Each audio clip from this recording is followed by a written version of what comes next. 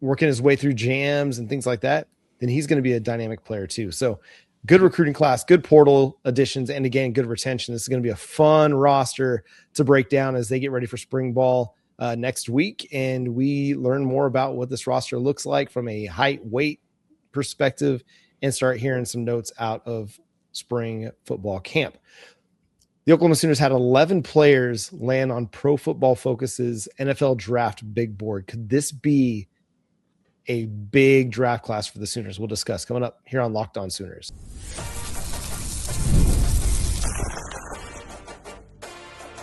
You are Locked On Sooners, your daily podcast on the Oklahoma Sooners. Part of the Locked On Podcast Network, your team every day.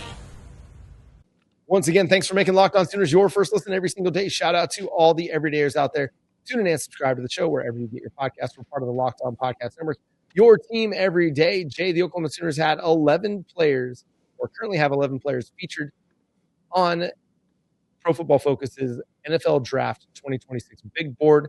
That is among the best in the nation, tied with schools like Clemson, Indiana, Miami, for some of the most. And it's an impressive group that Oklahoma's put together, and they have a chance to have a great draft class this year.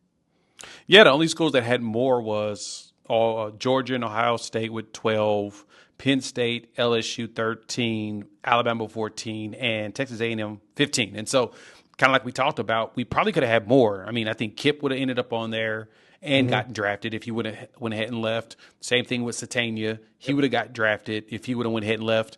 And so now you get to walk into this season with a bunch of veterans that should get drafted just because of off what they did last season. And this group will do nothing but help build the hype for Oklahoma when it comes to recruiting going forward, getting transfer guys going forward. Heck, Kendall Daniels, he made himself some money playing for Brent Venables last year.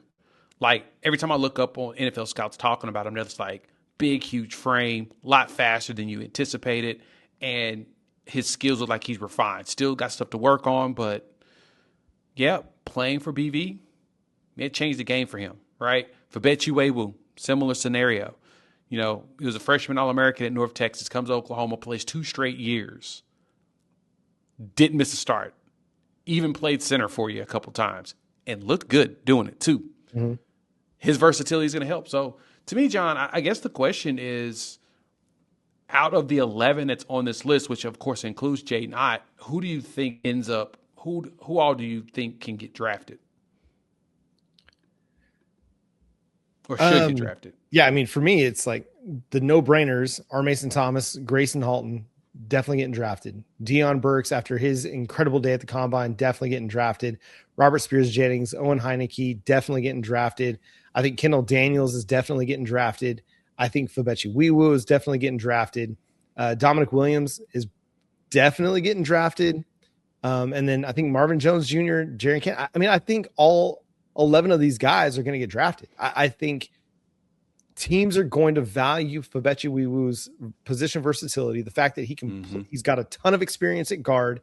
He's played center at the highest level against LSU and Alabama and played well at those spots. I think Jaren Kanak, the way he was able to produce in the SEC at tight end, having just converted to the position, is going to intrigue a lot of offensive coordinators and a lot of guys in draft rooms. And you consider his versatility at, hey, I've got some experience at linebacker. I can help on special teams. I can do a lot of really intriguing things. Dude played Wildcat quarterback in high school. There's a lot of really intriguing things that you can do with a guy like Jaren Kanak. And then you talk about Marvin Jones Jr., who, okay, he may not have the production that you'd expect a former 5-star to have, but he's got such great measurables. 6'5", 260, great length, great motor. You know, I think that was one of those things that was really underrated about him from this past year was the dude never quit. And he was making plays from the backside, chasing down guys that were, you know, getting pressured elsewhere. He was really good in that cleanup department, but he just did his job. He had the Ethan Downs role, right, where it wasn't necessarily pretty all the time, or not creating all the big splashy stats, but he did his job every single game. And he was a huge, huge piece of this defense. So I really think all 11 guys that are featured on this big board could be drafted. I agree with you on that one. I think that we end up with like 8 of them getting drafted. I don't see a place where all 11 does. Just the limits on the potential, right? More of a body measurables, the desired freakishness that some teams always are looking for, that could hurt some people getting overlooked.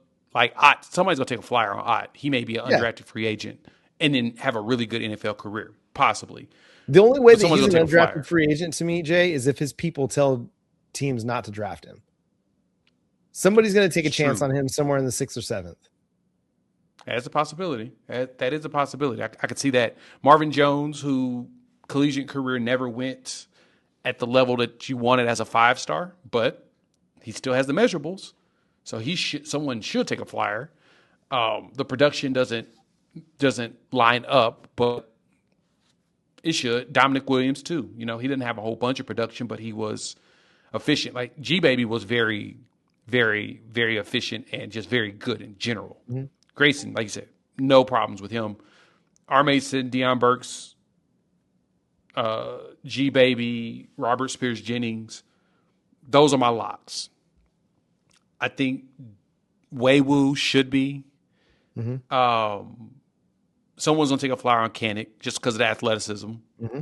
And Marvin Jones. Well, Kenyo Daniels, Marvin Jones. So there's a possibility to me 8 to 9 is the only thing I can guarantee. But like you said, I wouldn't be surprised if 11 of them did get drafted. Yeah. 8 feels like the floor. Like to me, 8 feels like the floor. I'd be shocked if it was less than 8 at this point. And I remember there were years early when I started hosting this show that I felt like some guys that were draft eligible, like I think it was like the Trey Brown year. It was him and another defensive back that got drafted, and I was shocked that they got drafted. So there's more potential for some of these guys to get drafted than you might think sometimes. And if you look at just kind of what some of the NFL front offices are looking for, the guys that are questionable, Dominic Williams, Fabechi Wewoo, Jaron Kanik, maybe, they've each got something that's intriguing enough.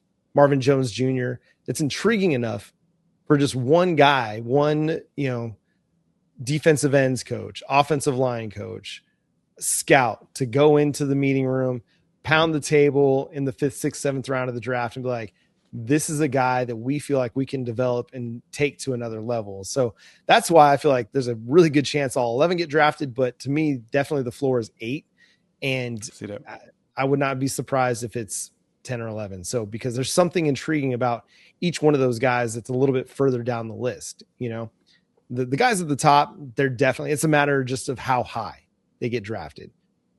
The other ones, it's like, okay, will they get a shot as a 5th, 6th, 7th round draft pick? That'll be the question. But I mean, you're going to see at least 2 guys. I think at least 2 guys in the first 2 rounds. You might see as many as 5 or 6 in the first 4 rounds, with Grayson Halton, R. Mason Thomas, Deion Burks. I think Owen Heineke is a 4th round draft pick.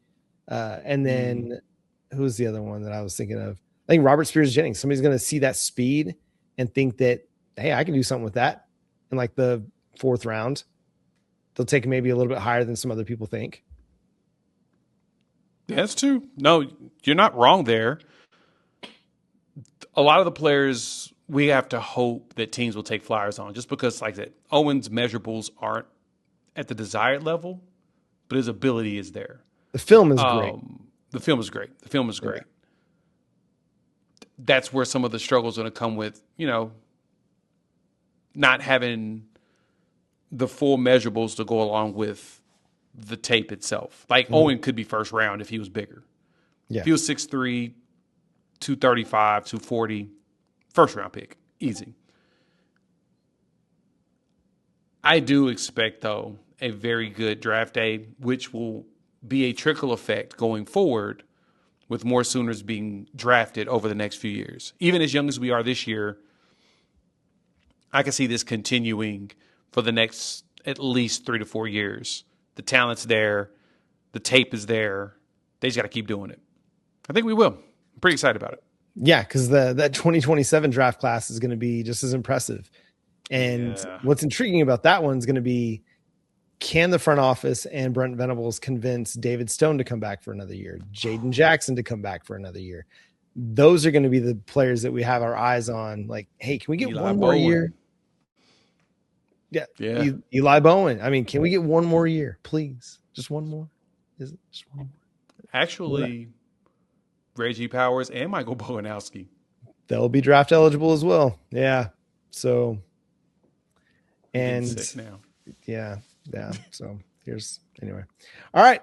That's going to do it for today's episode of Locked On Sooners. Thanks so much for tuning in and being a part of the show. Subscribe to the show wherever you get your podcasts for free and available on all podcast platforms and on YouTube. Hit that subscribe button, hit that notification button to let you know when new episodes drop. Follow Jay at Unfair Sports. Go check out his channel, Unfair Sports, for more college football and Oklahoma Sooners coverage. You can follow me at John 9 Williams and read my work covering the Sooners over at SoonersWire.com. The show is at Locked On Sooners on all of your favorite social media platforms. But until next time, he's Jay, I'm John. Boomer Sooner.